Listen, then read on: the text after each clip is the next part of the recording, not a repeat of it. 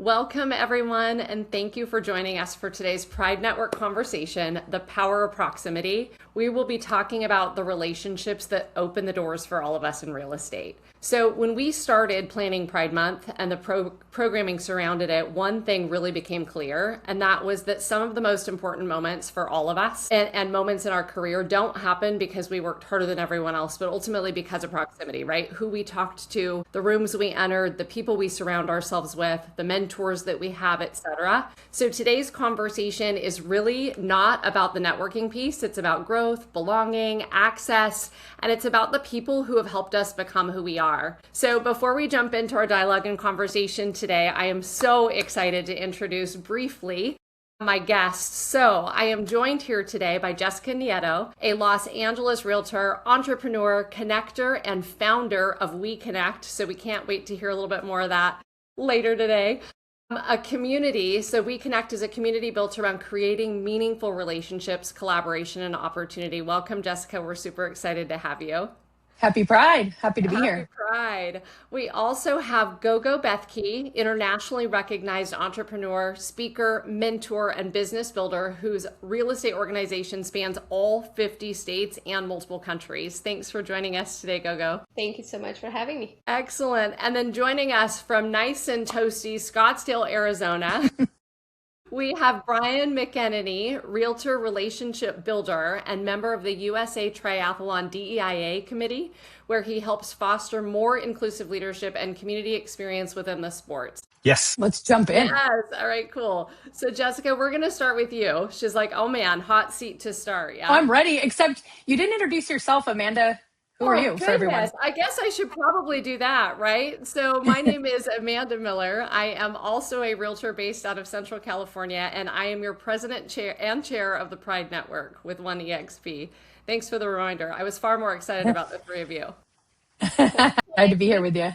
Excellent. All right, Jessica, here we go. So you have built an entire brand around connection and community. So looking back, was there a moment when you realized that talent alone wasn't enough and that the access, the relationships, everything that you immersed yourself within was going to play a major role in your growth? Yeah, absolutely. So I'll keep it specific really to being an entrepreneur. I didn't know what an entrepreneur was when I was a kid. I knew that some people owned businesses and that was the extent of it. I've been a hard worker since I was a little kid, and I just always knew that like the harder you worked, the farther you'd go in life. And I built my business around that. I was just a driver known for kicking doors in or busting the windows open to get whatever I wanted for whoever I wanted to support. I'd go that mile. Being at EXP is actually, gosh, I've been here since 2020, and I knew what an entrepreneur was before 2020, but coming to EXP, one of the reasons why I came to EXP was simply because of the numbers. And I didn't know that what EXP has offered me is actually everything I needed in my business that I didn't know about being an entrepreneur. And that is being in proximity to others that can see things in you that you don't see yourself first. Is so powerful. And I'll give you an example. At that point in my career, when we joined EXP, which was 2 weeks before the pandemic, I realized that, I was just at my capacity.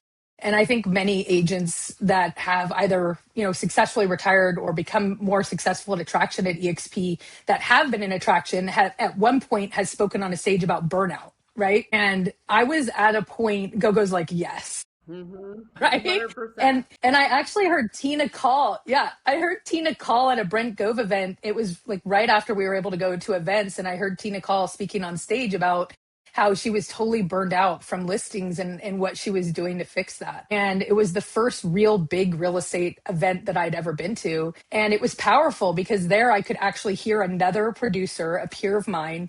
I was producing a high volume of real estate, but I'd never heard another woman on stage say like, hey, burnout's real. And so that I think not just in that moment, but in many moments of being at EXP and learning from other peers that were across the country doing business at scale like I was, that I was learning that there was a way that I could get better. I could have a healthier, happier life and be successful as an entrepreneur. And so I just want to share with everyone that's listening, if you're at EXP and you hear people sharing things that resonate with you, the only way that it makes a difference is that you implement it and take action and actually put that to work. And so I think, proximity to others at EXP is powerful and anywhere in the industry, but unless you're willing to break that down into what's next, and make that follow-up call and say, hey, Gogo, I saw you speaking about X, and I just wondered, could I come to one of your calls, or could I ask you a few questions? And then the next bit of advice that I'd say to really implement that is do your homework. So don't ask people to grab a minute of their time or bend their ear until you've sort of consumed and taken in and really processed like all that they have to offer that's out there for free already. And then dial in like, what is it that I really need? What is the tool? What is the thing from that person? And then that's what I need access to, and then go out and get that.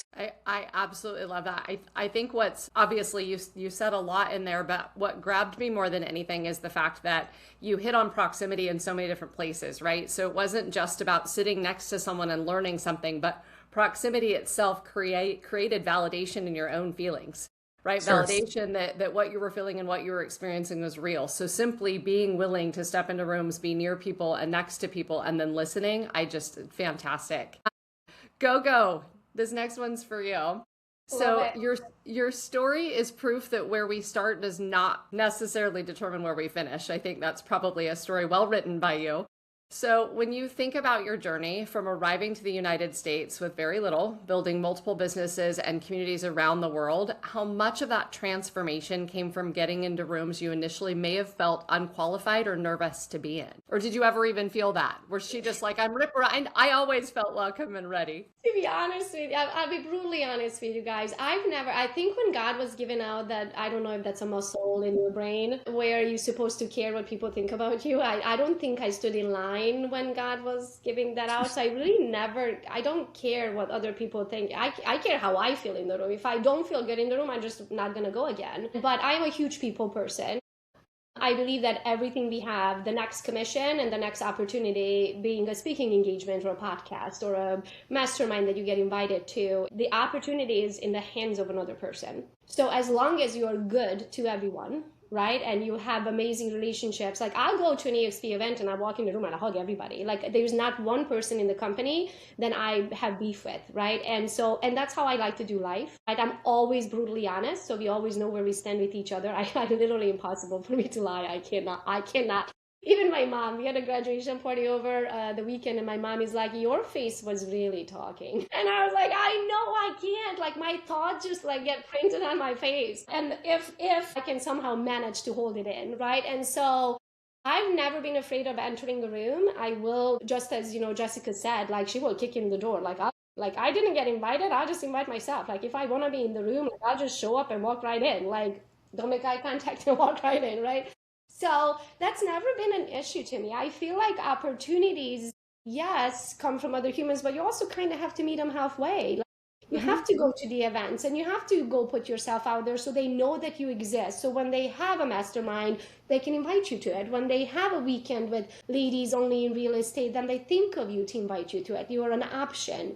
And that is based on the relationships that you build. Yeah, for sure. So if I flip the script on you then and say, is there ever a room that you felt obligated to be in that maybe you outgrew and had to reconcile and acknowledge that maybe that room wasn't a good fit for you? Not that you didn't belong, but it wasn't serving you. Yeah, all the time. And I think it goes both ways, right? Sometimes you enter a room too early, meaning the conversations they're having, you're like, oh my gosh, I don't even know what you guys talking about. Like it's so above my knowledge, right? And then there are rooms of like, are we still talking about this? Like that's so 2000 and late. Like, can we just like move on and do 2026, right? And so there are rooms where I feel uncomfortable because I feel like I'm Nemo and they are the sharks. And then there are rooms where I'm so bored, then I'd rather pick my nose in the corner over there. Like, you know what I mean? Like, yes, both of those things are true. Awesome.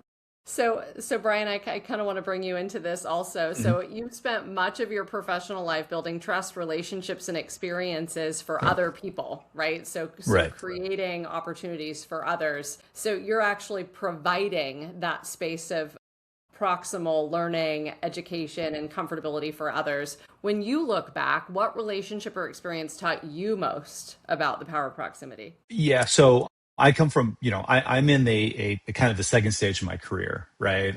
I'm relatively new to real estate industry, so I pull back on a lot of previous experience and personal experiences. And for the last 15 years, I've been kind of an active participant in endurance events, right? Sports and marathons and triathlons. And what started out really as a mini midlife crisis I already bought the nice car and it wasn't enough, so I decided I needed something else. I early on, it was just myself, right? I was going out training by myself, spending hours learning about the sport through Google, how to train, nutrition, and everything that goes along with it. And then from a previous employer, I met a gentleman by the name of Andy Potts, who is a professional triathlete. He's an Olympian, and he's one of the most decorated triathletes in U.S. history. And he at the time was forming a team, a coaching team, and he asked me to be a part of that team. And I just remember a strong feeling of just imposter syndrome, right? I am not good enough. I am not at this level. There is no way I can keep up. And sure enough, during like one of the first training camps, we are going on a 5,000-foot climb on a bike, and I am in dead last place, right? And I am questioning life decisions. I'm waiting for just things to fall off the bike and the buzzers to come and get me. But at the end of that camp, it was 4 or 5 days. I was done. I was emotionally, physically just spent, and I was walking away from the sport. All right. And this sport was a sport that I really thought I loved and got into it. But a couple days later, I was up 5 a.m., driving to the gym, getting back in the pool to do an hour swim. So, and over time, I started to learn from my teammates, right? We started to have the conversations. Started to listen to what it took to be successful, what you need to do, what these definitions were, what it meant to be in this space and in this sport, right? So this allowed me to move from someone who was really just showing up and going through the motions to someone who has spent time detailing goals, detailing objectives. I mean, I would get up, on New Year's Day and plot my races for the year and have goals and objectives and sit down with my coach and say, this is what we're going to do. This is what we're not going to do. After a training session, this went well, so it became just like an all encompassing, almost like a lifestyle. And some people say an obsession, but I digress. So by just allowing myself to be present with others, I was able to just take this hobby and just really turn it into a passion of mine. Yeah, it's awesome. It's crazy. We talk about how real estate can either be incredibly isolating or ridiculously immersive. And it is honestly, I tell new agents that all the time. I'm like, all of it's out there. You just have to be willing to step in, to participate, and to be part of what others are doing. Or you can sit on your own island and wonder and be curious and never really find your way. So Gogo, I'm going to shift back to you. So you've built communities and businesses all over the world, which is just insane to me. How many countries do you expand into? 7. I feel like I need to go get a bigger boat. What separates the people who leverage relationships for growth and those who simply attend events and hope something happens? So you had indicated that you feel good going into every room, but what really separates and what's the character differences between someone who is willing to get in and utilize that space versus just show up for the sake of showing up? So I will use EXPCon, while we used to do it in Vegas as an example. So nothing would surprise me more than someone would leave their moneymaker at home, meaning you would get yourself out of production to come to an event. And then I know for a fact that there are live classes because I'm walking down the hall to go to the live classes. And this person over here, you could tell, pulled an all-nighter and is still gambling and it's still sitting there while live classes are happening. So I think the difference is that when you are going to an event, you're not going because, oh, it's a tax write-off and how nice it is and I can leave work for 7 days or 6 days, however long it takes with travel and all that. You're going to learn. Like, you're still working. You're going to meet people. You're going to build relationship. You're going to be able to have the opportunity to elbow up with someone over dinner and invite them out to dinner and have a heart-to-heart conversation and really, truly get to know them, right? And so those agents that go to an event to sit at the bar, to sit at the pool, to get drunk, and then sober up until 1 o'clock the following day, and then in the afternoon they're back at the pool, and in the evening they're back at the bar, you're wasting your time. Might as well just stay home and do all of those things. So I think the difference is what you do while you're there. So I would recommend learn everything that you can, because the smarter you get, the more money you make, and then meet people. Like, literally walk up to people and be like, I've been watching you for years. Can I invite you for coffee? Could I just I am I think Jessica, you said, of actually studying the person so they don't have to repeat themselves. Like, I'm not asking you, if you wrote a book, I'm going to read the book before I go and ask you any additional questions, right? Like, I'm not asking you to repeat yourself.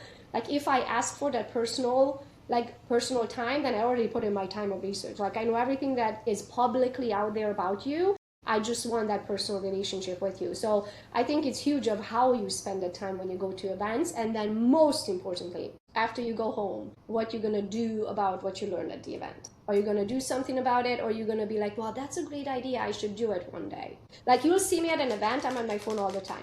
I'm on my phone because A, I'm posting, because that's how I make my money. And B, because I'm messaging my team, I'm like, oh, this is a great idea. Here's the link. Here's the thing. Can you build it by the time I get home? Like, by the time I come home, it's already built. This is why I have a team. So I think it's very important to go to learn, not to hang out at the pool at the bar. I mean, don't get me wrong. If we have 2-3 hours and nothing else happening, have fun at the pool, but not during learning hours. And then meet people, and then take notes, and then implement what you learn when you go home. Yeah, I 100% agree.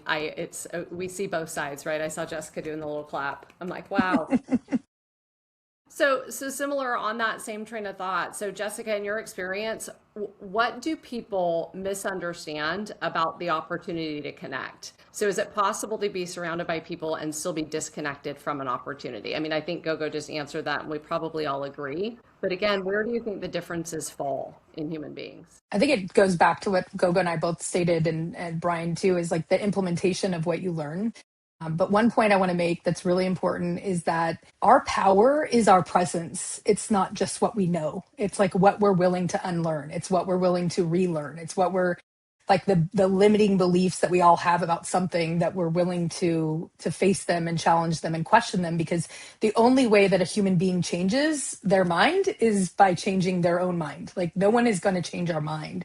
And so for us to be evolving all the time, we have to learn and grow. And the other point that I would say that's really important is that our power is our presence. And like Gogo mentioned, if I'm on my phone, people know what she's doing because we know who she is when she's in the room. But if you're in front of a client, let them know you're taking notes before you're taking notes on your phone. There's these little bits of communication.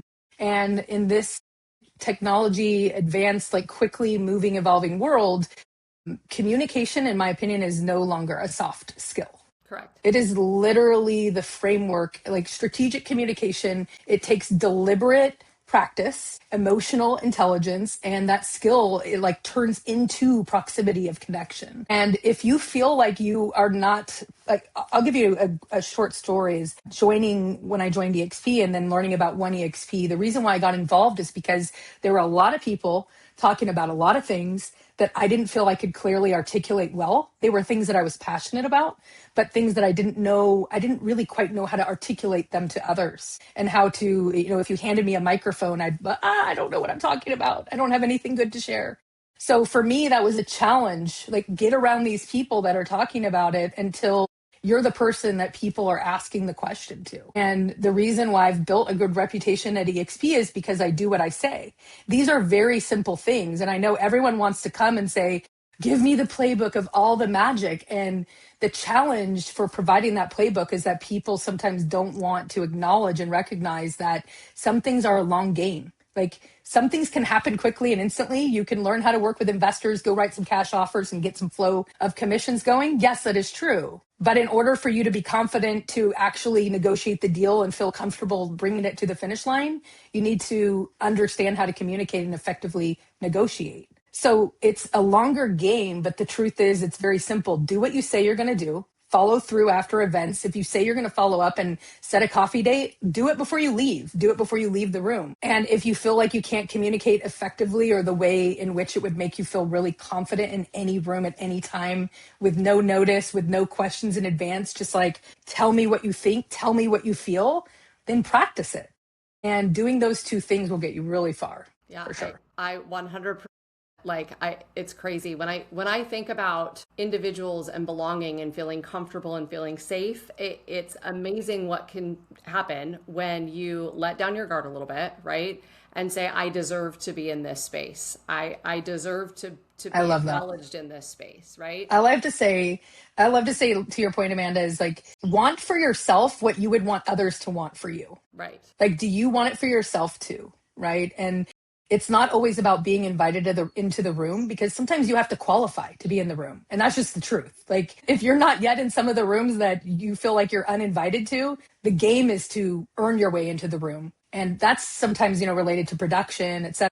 But if you feel like you're not getting invited, I'm just going to share this because this is the real deal. Like joining EXP and seeing everyone have all kinds of friends and like all kinds of groups and connections and all, at first that was what I perceived.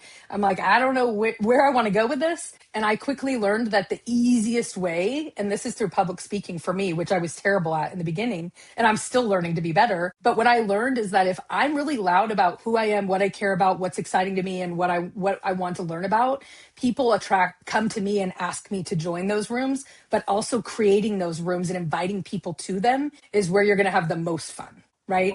And the reason I'm on the panel and Brian's on the panel and Gogo's on the panel, because Amanda believed that we were people that could bring value to the topic. That's because we talk about it. So it works. 100%. I cannot, I feel like mic drop. Panel's done. I'm kidding. So Brian's like, bye. No, I'm kidding. Don't hang up. Don't hang up. So with that and talking about confidence and being willing and stepping in and engaging in the rooms that are available to you. So Brian, I have to go back to, you told a story about, learning and grit and taking people along with you and adopting their methods to be able to apply them and then succeed. Is there anywhere in your career, I know you said you're kind of on the second half of this version of your career, and I did that too. Like I left 20 years of retail, like executive retail, and jumped into real estate in 2018. And it rocked my world, right? And being willing to step into a student state again and essentially start all over in some capacity, it takes a lot of vulnerability. It takes a lot of self-reflection and a whole lot of perseverance. But in all of that, was there a moment that you can kind of think of, or a recollection that you have of someone who maybe saw something in you before you did? So maybe it was at the end of one career track and into the next, or something that's triggered. Yeah, absolutely. But I just want to say before I get started, to Gogo's point, I literally just got the Instagram message from her during this actual panel with a mention. So guilty as charged. If you think, and type without, and I was like, yeah. So it literally came through. I know. It popped up on my screen. Brian. I just, real time feedback. Yeah. So absolutely 100%. And that person who saw it was my wife. She saw something in me that I think I knew was there, but didn't have the confidence really to act on it. Previously, I spent 35 years in customer service, managing various call centers, from small little internet startups, for those of us who remember what an internet startup was, to a very large 1,000-person seed center in 4 countries for a sports apparel company. And I did that for the last 8 years, and really it wasn't fulfilling. Towards the end, I was just in a mindset that wasn't a positive one. There was no growth. There was really nothing feeding my soul, if you will, for lack of a better word. I was just kind of going through that motions, and it wasn't affecting me personally. I was happy, but I was not I just wasn't fulfilled. And so my wife and I started having conversations about what is the next, phase. What is the next 5 years like? What does the next thing look like? And through that, she helped me see something that I really didn't see in myself, and what I have to offer. And it happened to be within that real estate, how I could take that and convey that into this world that is the real estate business. So it's without someone being able to step back who knows you really well and say, hey, are you good? And you're like, yeah, I'm fine. No, are you good? And let's talk about what that looks like, and helping you reestablish goals and helping you reset what it is that you want to do. I could have spent 5 years doing that same thing over and over again and been fine. But, nobody wants just to be fine, right? Somebody wants something else. So yeah, her kind of just, tapping that a little on the shoulder and saying, hey, have you thought about something else? And then, but not just that, it's important, if you do that for someone else, you have to give them that safe space to land, right? I failed the exam the first time around and I was down on myself, right? Because I hadn't been to school in 30 years and suddenly I got to go back to school and study, and I failed an exam. Oh my God, I'm a failure. I'm never going to get this, right? And just to have that safe space, that confidence, that refocusing, that someone to help guide you to a new North Star is just critical. For sure. I cannot agree more. You saying this is your wife, I think it brings kind of this overarching component that it's not just big rooms. It's not, sitting in giant spaces. We're not talking about just conferences or masterminds, but the people that we choose to surround ourselves with, right? And Jessica, I know you'd mentioned, immersing into the world of One EXP and all of the different resource groups that we have available, and that EXP as a whole has, to essentially identify with people that that you trust, that can hold you accountable, and that you can invite in to hold you accountable. If you seek it, it's there, right? So, Brian, I think it's awesome that you have a partner in your life that can challenge you and hold you accountable, and that it is also providing a safe space for you to win and fall. So, and that kind of wraps all of that up to essentially say, when we all approached our careers, other than Gogo, who apparently has she did not stand in line or subscribe to what it would feel like to not belong or fail. So I need a little of what you've got. But I was in line twice for you for that, by the way. I got a little extra, I think. One of your spots So if you want to have some of that back, I'm happy to give it. If I may emphasize on that, it's a lot of soul searching that I went through the years. Why am I the way I am, and react or not react to certain things, and why things are important and to others and absolutely have zero importance to me, right? And so what happened to me in childhood, and I'll just go into super quickly, is I come from an Eastern European family, so there's no emotions, there's no hugs, there's no physical touch, there's no words of affirmation, none of that. Forget it. God forbid you do something wrong. Now you're going to hear that for 3 years and you get a beating on top of it.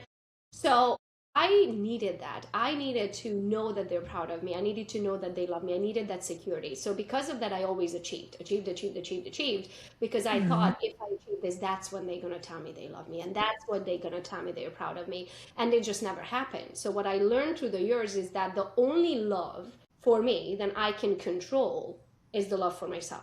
Because I cannot make my parents to love me no matter what I do. I learned through the years that no matter how much I achieve and no matter how I'm number one in whatever that's just never going to come. So if I want to have that feeling, and if I want to control that feeling or have control over that feeling so I can give it to myself wherever I need it, I had to learn to love myself. And then so that took me to the other end. Then I became so good at loving myself, and I didn't need it from the outside world anymore, because I had it under control. I love myself. I think I'm pretty cool. If somebody doesn't love me, then it's their problem, not a me problem, right?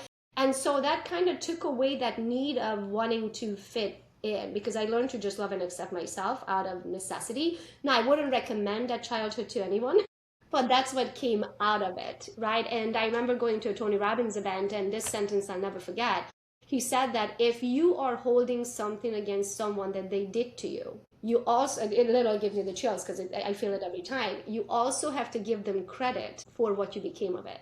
And I was like, if my parents loved me the way I thought I needed to be loved, I would not be who I am today. And so that's where that unhealthy self-esteem comes from, because I just kind of had to learn to love myself and accept myself, because that was the only way that I could control love towards me. Yeah. I certainly would not call it unhealthy. I would call it aspirational for many of us. So me teasing you or giving you a hard time is certainly to promote what you've accomplished. And I do think that a lot of high drive individuals and high success individuals, we tend to seek external validation, and we show up and we do, and we acquire, and we are looking for a trophy or an accolade or something to prove to others that we can.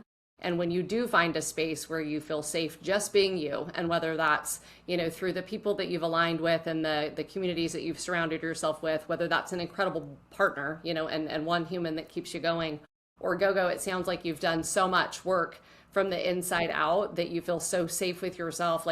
There's no wrong answer there, right? So I think all of those methods in terms of calming us and allowing us to simply feel contributed to and to contribute to others. So I'll just say real quick to that. I mean, and there's a very valid point, is that there's always the question of what's your why, right? And especially in this industry, we always want to tell our clients, what's your why? What's your right?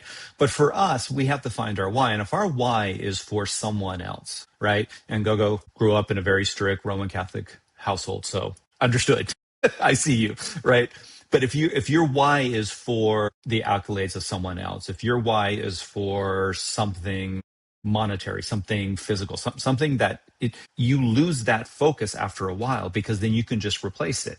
Well, if I want you to like me and I'm doing this and you don't like me, I'll just go to this person over here that will like me for what I'm doing. So you lose your focus and you lose your drive. If you're able to just stop and say, I'm doing this for me and what I want and what is best for me, what's healthy for me, that's the game changer right there. right? You're no longer chasing the why. You are the why. And it also creates 100%. habits, right? Like those years from home in Romanian, we have a saying, "Ce șapte ani de acasă," which means it's the first 7 years from home. If you realize what happened, I became an achiever. Today, I don't know how to do anything else because I created those habits and I enjoy those habits. I enjoy the chase. I enjoy a good game, right? Like I enjoy being on the top of the list because even though back in childhood I thought that's when they're going to pay attention to me and they never did, I learned to love the game. Right? And so today I'm a professional achiever. I set goals and I reach them. I set another one and I reach them. But one time at EXPCon on stage, it was a mic drop. And I don't know if maybe Brian, you weren't here yet. When did you join? I was joined this year, but I've been around for about 3 years. Yeah, so this was probably before you came, but at one time at EXPCon, I was on stage and I shared this quote and it was a mic drop. I'll start caring about your opinion as soon as I can deposit it into my bank account. So that's one of the things that I like to live my life by. And I really do. I really don't think about what other people think of me. I believe someone needs to be in your life, will be in your life. And if they're not in your life, they don't like you for some reason, that they have the reasons why they don't like you. And I have no reasons to change. I enjoy my company and who God created me to be. I just know that they are not my people. And to be fair, Go ahead, to be fair, the reason why we don't, sometimes you feel like I'm not really sure if there are people that don't like me. There definitely are people that don't like me, but you don't really notice when you're not paying attention because there's enough people to pour into and give to and connect with. So, it's like freedom. The freedom of ego is really what it is. And that's a whole nother conversation. Mr. Brand Gove says, I'm looking for the people who are looking for me. So right. when we're building a community, I really don't want people to partner with me. They're not my people. That's when you have drama in your organization. That's when people are like, oh, if she's coming, then I'm not coming. And, you know what I mean? So we don't have any of that in Team Gogo because everyone was attracted. And when you do agent attraction, so said, right, those people find you and they find you because they already found something in common with you. We have something in common. We see the world the same way. We go with the same speed in the same direction. And so we don't have drama, and I like it that way. So just as you said, Jessica, you don't notice if somebody doesn't like it. They're not even in my circle. They didn't. You're like they're nowhere around, right? Yeah, they're nowhere around, and I like it that way. Yeah, and they lose interest when they know you don't care. Of course, and they're like, bye. So for the sake of time, rapid fire. So you first and foremost, everything that all three of you have shared have been awesome, and I feel like we could probably talk for hours. But I know you also have a very full agenda and full schedules. So rapid fire, Jessica, we'll start with you. For the listeners. One thing, if I am an isolated agent and I'm looking to just feel connected, be part of something, or kind of grab on to that next phase of my career, my growth, where am I going? What am I doing? What's that number one thing? What's one notion? You've got to put something on your calendar that puts you in proximity to people that are doing something that's interesting or where you can serve. And when you're first in the business, you need to understand that even if you haven't yet done something or don't yet know something, there is something that you have to offer. And you need to find a room where you can offer that without expecting anything in return. And you'll create an amazing reciprocity in your life of people giving back. I love that. Brian. Wow. I had, when you're in the room, sometimes you can feel like, well, I was just invited here because to be nice, or, I was invited here just out of convenience, right? But you have to change your mindset, right?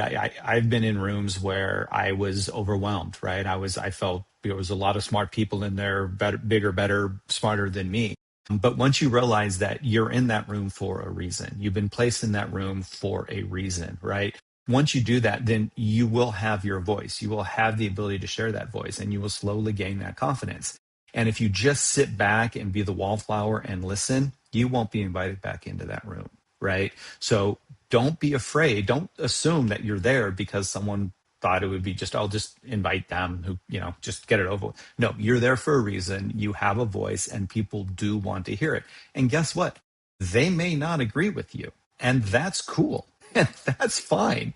But if you can just make them pause for a split second and go, then that's your validation, right? That you've made them think. So don't ever think that room that you're in, you're just there. I mean, you're there for a reason. You've been put there for a reason, and stand tall. Excellent. Go. I took 3 notes. Number 1, proximity. When I thought about proximity in the past, I thought it was good to have rich friends. So in case someone needs to bail you out, they have money.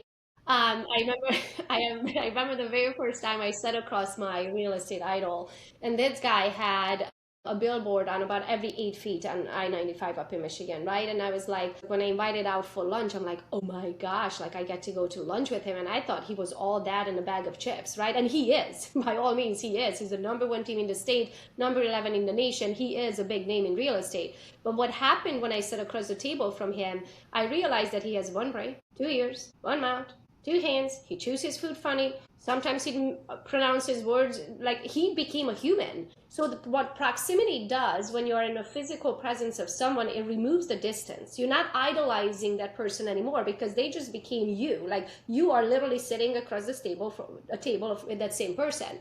So I feel like it's very important to meet these people in person, see them in action so you can see that they're just another human. And then you get that feeling. I get that feeling all the time. Well, if you can do it, I can do it. Like I'm a human. God designed me. God designed you. So I don't see why it's not possible for me if it's possible for you. The next thing is, who are you chasing? So what I mean by that, I remember when EXP used to ask us this, who are you chasing, right? And I love that because I am a chaser. I'm a professional chaser. I like to know what's my next step and I work for it, and halfway there I'm already setting the next goal. But what I mean by that, don't set unrealistic goals for yourself. So for example, I'm never going to be Michael Jordan in this lifetime. I'm 5'2", 4.5 size feet, never gonna happen, right? Like it's just not in the cards. That's number one. Number two, if you're brand new in your career, don't set up a meeting with Grant Cardone. Because what he's going to be talking about, you're going to be like, I have no idea. 99% is going to be like going over your head, right? And so... Don't set up me. So what I mean by that, who is that next person who's ahead of you that it's easy for you to catch up to, right? Because that's where the overwhelm comes from. When you sit down with Grant Cardone and he's going to tell you how to do all of this that he did in the last 45 years, right? That he's been doing this longer than you've been alive, right? Then of course you're going to walk out of that meeting thinking you're so overwhelmed. And how you eat an elephant, one bite at a time. So then set your goals realistically. Set it based on what your capabilities are and which direction you want to take your business to, and chase that person. So for example, what I mean is if you want to do business in social media, don't go and talk to a cold calling agent. Like, why do you don't need that information. Don't feed your brain with things that you already know you're never going to use. So pick that person who's just like 2 steps ahead of you, catch up with them. Then pick the next person who's 2 steps ahead of you, catch up with them. And then you don't get overwhelmed of how to eat an elephant, one bite at a time. I love that. It's like running a marathon. You know, you're watching the person in front of you, catch up, catch up, catch up. Brian's like, I think I can really... I just have to, oh no, go ahead, Brian. Well, I was going to say, so my coach taught me, and this is a super lesson that I go with every day. So as I was struggling up that hill, he dropped back and he saw me and he said, 5 feet in front of you. It's a 5-foot rule. He goes, just focus 5 feet in front of you and just look at that and go until you're comfortable at 5 feet, right? And whether it's on the bike or even racing, we at night, we have a head, you look at that light, you race to 5 feet in front of you. Then if you're comfortable at 5, go to 10. Right? And then if you're comfortable at 10, go to 15. But if 15 becomes uncomfortable, drop back down to 10. Drop back down to... Never look at the summit, because the summit is the overwhelming. The end of the race is what's overwhelming. Focus at what is directly in front of you, right? And that, to me, is what will get you to that summit before you know it. Love it. Jessica, you had something you wanted to chime in. No, I just wanted to put it together and round it off with, every day there's a difference. There's people that look at who's number one in the country and like, what does it mean when you're number one? I look at those numbers too. I've made great production goals and accomplishments. But what I look at every day is what I accomplished last year this time, or what we were doing last week and how on track we are. So you need to measure this stuff, but like that's ambition versus just being competitive. So I'm very competitive, but I'm ambitious. And that is just working to be the better version of myself every day. And that's something that we can all do step by step. So this has been a great conversation. It's been wonderful. Ultimately, I think just rounding it all out with saying that ultimately growth does not happen in isolation, right? So 100%. All of us could say that growth has happened through people, through relationships, through community, through immersing, through vulnerability, through reciprocity, through contribution. I mean, there's so many different ways, but all of that happens with other people. So I would invite anybody listening to this to have the courage to walk into rooms where maybe you don't feel completely comfortable yet, the courage to ask for a conversation after the research. We liked that tip. And really that the right room, the right conversation can ultimately change the business that you're in, and it could change your entire career trajectory. Every EXP meeting that I've attended, they say big things happen in rooms like this, right? And I think if we continue to remember that the moment we put ourselves in those spaces, the moment we align with people that make sense to align with for our lives, our goals, the achievements we're seeking, is the moment we grow. So I cannot give enough gratitude and thanks to all three of you for joining us today. And we appreciate all that you do. We will share social media handles for everybody so everyone can like, follow, share. And we appreciate your time. Happy Pride Month, everyone. Thanks, everyone. Happy Pride. Happy Pride. Bye.